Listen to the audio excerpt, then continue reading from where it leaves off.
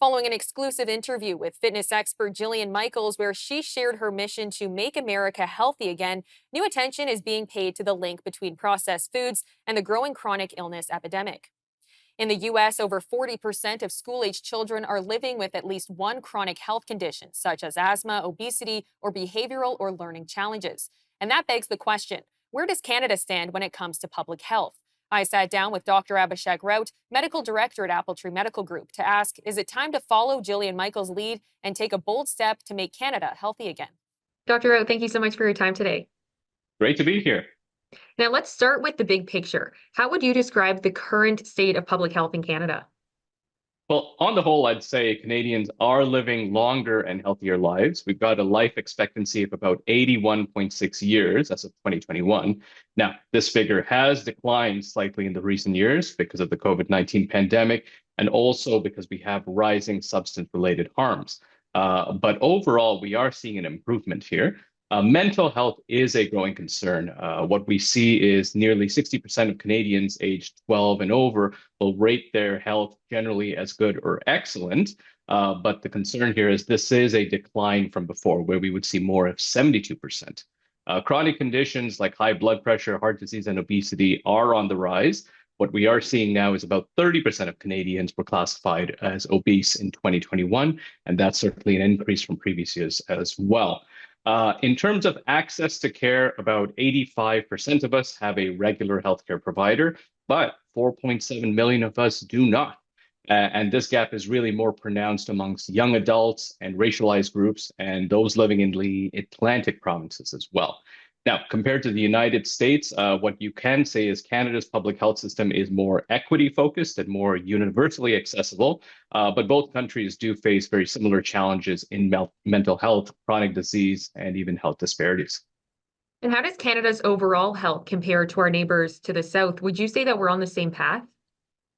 I would say it's interesting to comment on that because we do have some similarities in paths in general. There are similar trends, but we're quite different in how we look at healthcare in general. So if we see our life expectancy compared to the United States, theirs is closer to 76.3 years. Infant mortality is lower in Canada. We have about 5 deaths per 1,000 live births versus 6.3 in the United States.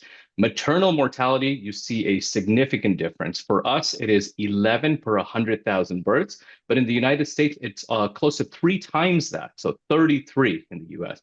So this is really because of a universal health system, which does provide publicly funded access. Now, the United States has a different path where it's more about medical innovation, specialist access, and technology adoption as well. Because of that, you'll see higher costs. The healthcare spending per capita is nearly double that of Canada, about 12,500 compared to 6,300.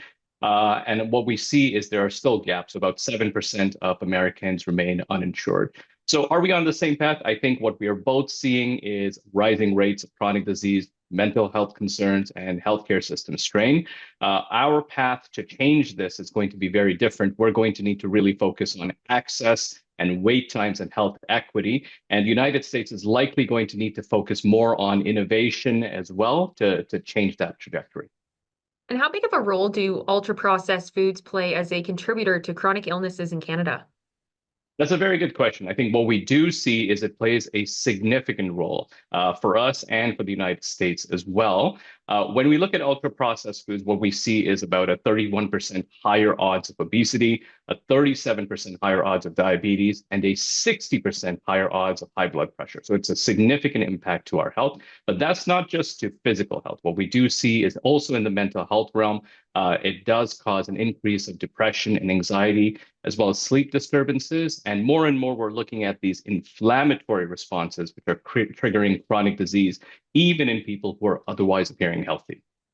Now, new U.S. research shows that over 40% of school-aged children have at least one chronic condition. Are we seeing similar numbers here in Canada?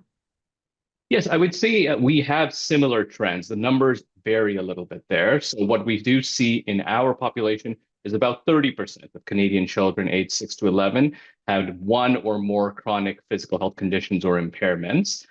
So we are seeing some similarities. The biggest ones being asthma, which remains one of the most common chronic illnesses in Canadian children. Obesity is present as well, about 10% of children and youth based on the measured data. And then we do have learning disabilities and mental health conditions, such as anxiety and depression, which is rising very sharply as well. So the United States is facing very similar issues to what we have. The numbers might be a bit different, but these are the same areas that we are seeing the same struggles with. And would you say that Canada is doing enough in terms of prevention and public health education, especially around nutrition and physical activity?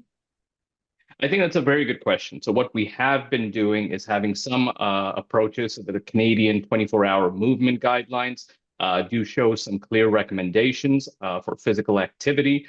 We do have innovation like Participation, Canada's Food Guide, and school-based daily physical activity programs.